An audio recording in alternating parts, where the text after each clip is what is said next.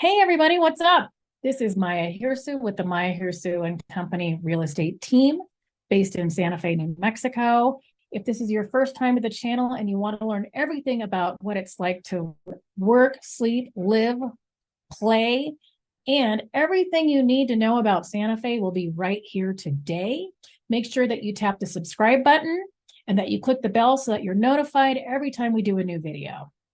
And we honestly get so many calls, phones, emails, texts every day from people moving and relocating here. We absolutely love it. So if you're thinking about moving to Santa Fe, New Mexico, make sure you give us a call, shoot us a text, send us an email, and we will gladly help you.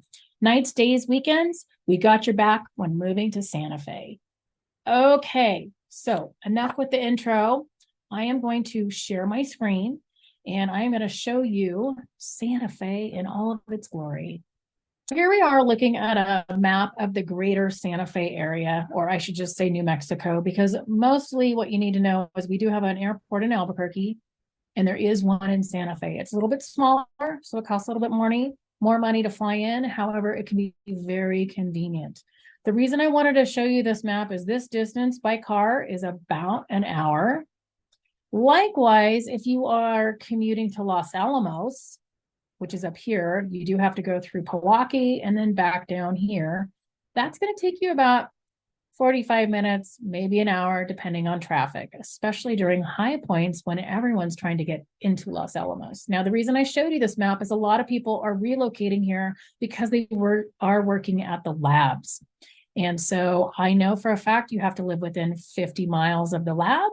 That puts you kind of around Santa Fe, maybe up towards Canoncito, maybe down here by La Cienega. But basically, when people are calling me to move here, it could be any of this greater area because Santa Fe County is this big. It is a pretty big area. So it encompasses a lot, and depending on what you consider travel and commuting, I came from California. I am not from here. And so for me, I told myself I would never complain about traffic because I came from a place that had 4 to 6 lanes in one direction. And honestly, unless it's 5 o'clock on Cerritos Boulevard, you're not going to run into a ton of traffic unless, of course, you're traveling to Los Alamos. That's the exception. Okay, you will get traffic between Albuquerque and Santa Fe, or actually even Rio Rancho, which is right here, which is outside of Albuquerque. Now, a lot of people do choose to live in Rio Rancho because it is significantly cheaper. So the first thing you need to know about Santa Fe is our cost of living is a little bit higher than your national average. And so because of that, it makes it somewhat less desirable to live here if you are working on a very small livable wage. However, most people that do call me do choose to live here. So I'm going to zoom in a little bit more and show you Santa Fe is a long, thin strip, basically. Some of my son's school friends do live in La Cienega. However, it's this whole corridor coming up. There is a business bypass 599. It takes you around, which is really nice. And then you go up towards Tesuque Pueblo, Pewaukee, San Ildefonso, and then Los Alamos. So that's diving into the whole area as a whole. It's kind of this long, thin slice right here. And we will dive into the different neighborhoods. Now, when people think Santa Fe, they traditionally think these neighborhoods of Santa Fe. So your downtown area is going to be like right here. So this is the plaza area. Everything above here is considered the north side. This is Canyon Road, where this dark part is. This red part is the historic east side. That's going to be the most expensive walkable area to the plaza. Then you'll have the historic east side, which is in this area over here. And then you have south side, South Capitol is this area right here. It's called South Capitol. Very walkable. You do have a rail yard district, which is not highlighted on here, which is also very walkable to the rail yard, the train, the rail runner that goes between here and Albuquerque. So there is a commuter train that goes between the two. And so obviously the closer you are to here, the more walkable. There's more condos in that green area, and then it kind of spirals out. Once you go up to Bishop's Lodge up here, the houses are going to get more expensive. Once you go up 475, which is, it starts out as Artist Road, it turns into Hyde Park Road. There are some fantastic views up here. There are some very contemporary homes. This is really where you'll get a view of the city lights looking back down towards the city. And then your ski area is going to be up here. And the nice part about the ski area, it is only 35 minutes away. I love that. I pick up my son at 12:30 on a Friday when he's out of school, and we go skiing for 2 hours. It's fabulous. So anyway, and 10,000 Waves is up there. That is one of the nicest spas around, and a great restaurant, Izumami.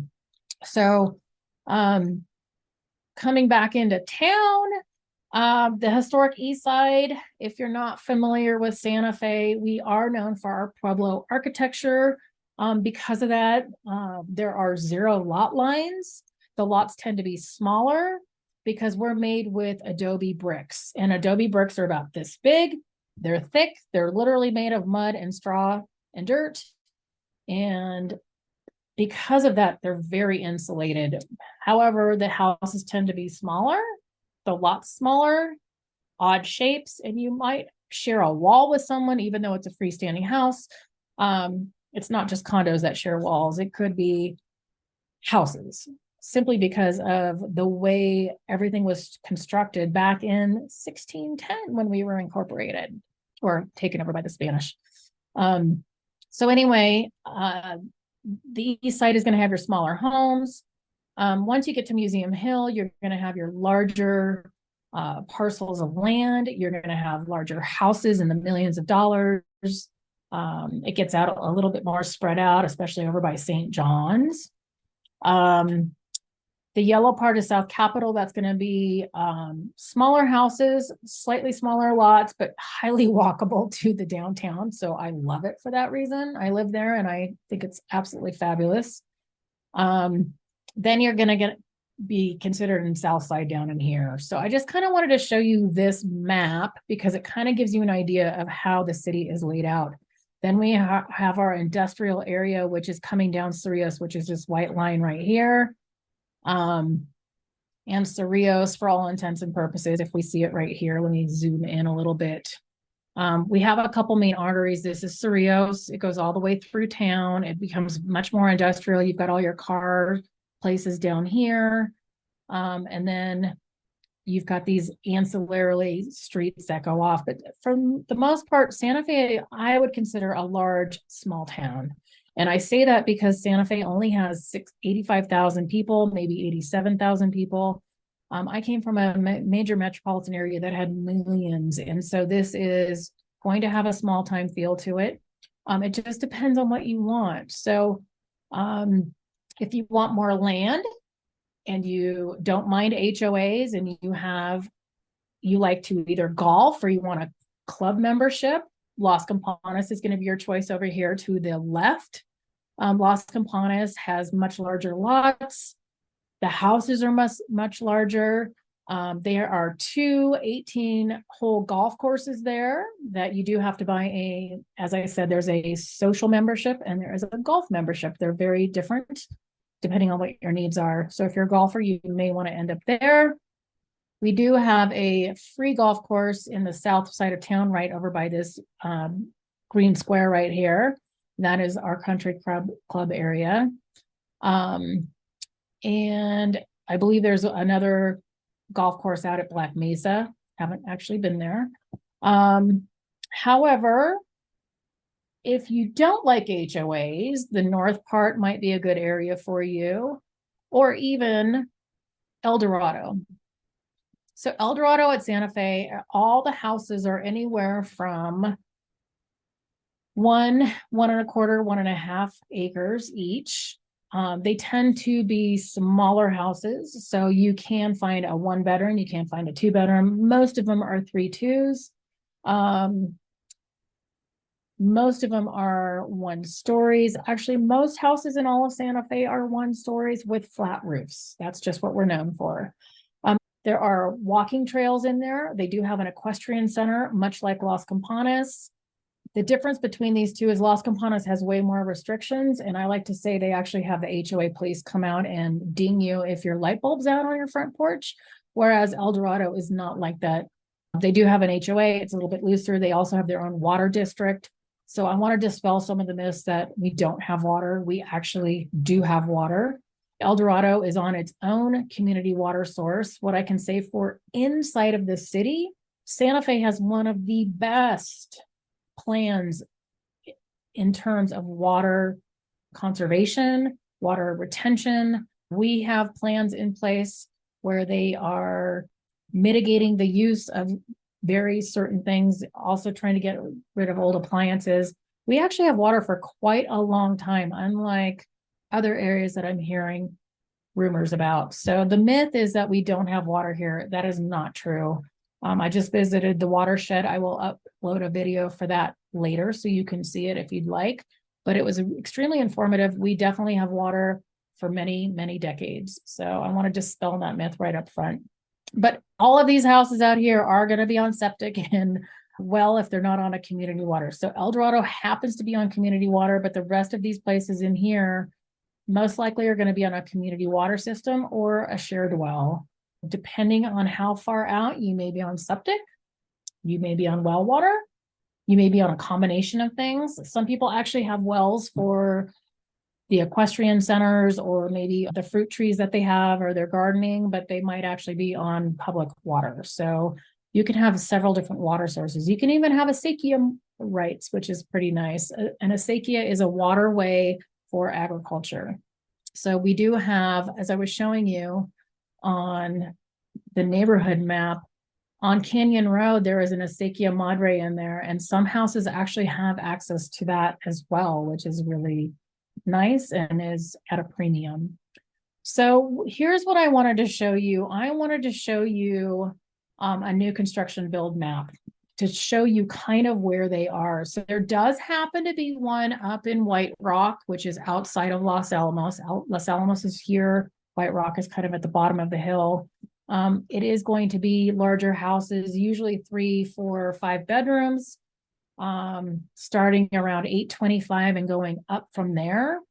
So that is the only new housing development with mass construction, I would call it. And that is by McKay, I believe, builders, something like that. Then as you come out to here, there are, I think I'll just go by area instead of price point. So your more expensive houses, as I said, are going to be out here in Las Campanas. So we do have a couple built. So this is the clubhouse. This is the main hub of where everything happens.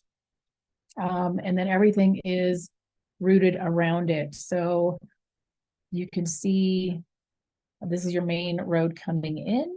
I would say it's about a 12 to 17 minute drive to Las Campanas, depending on where you're going. Then we have other areas which are north, like Los Dos and some other areas up here. But these houses are going to start around 1.4. They're going to have higher HOAs. They're going to be newer construction generally. So if you want a gated community, this is a true gated community. All of these are going to be gated. They're going to have much more strict HOAs. You're not going to be able to park an RV or anything like that. You're going to have to abide by those HOA rules. So coming into town is when you start to see more of the other types of new builds that we have. And so and that's not on this map. Why is that? Oh, it is actually. Okay, sorry. These blue dots with the squares are where our larger developments are. So as you'll notice, most of them are south of town. We have a really big area right down here called Tierra Contenta. It has like 2, maybe 3. It depends if you want to count some that are completely sold out or not. But One of them's in the process of just selling blank lots right now. One of them is at the end of production. I just talked to the development manager. They've got 4 houses that are available. Those are in the 1,500 to 1,700 square foot range. They're going to cost about $425, I think he said, up to like $460.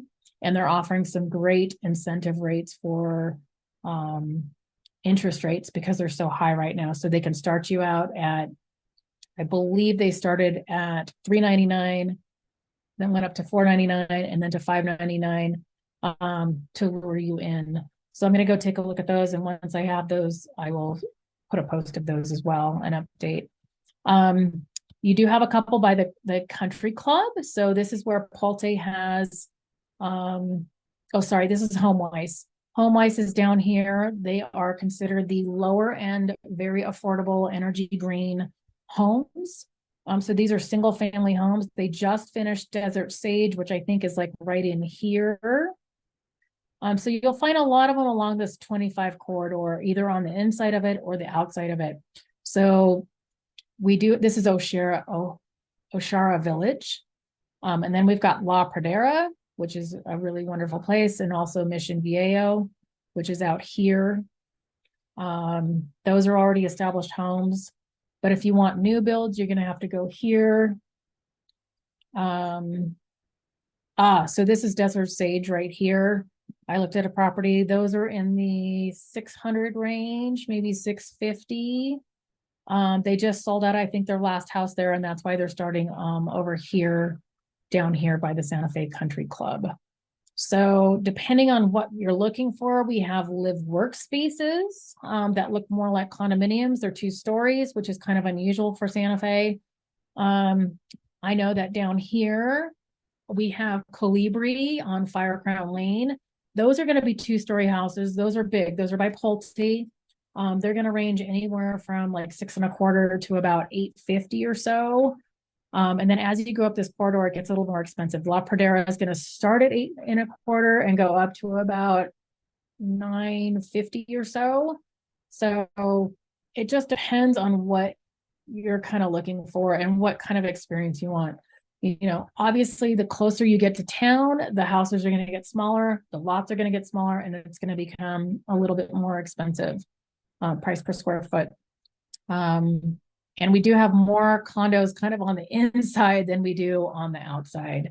So I would say, just for you to understand, from downtown to one of these locations is going to be about 17 to 22 minutes.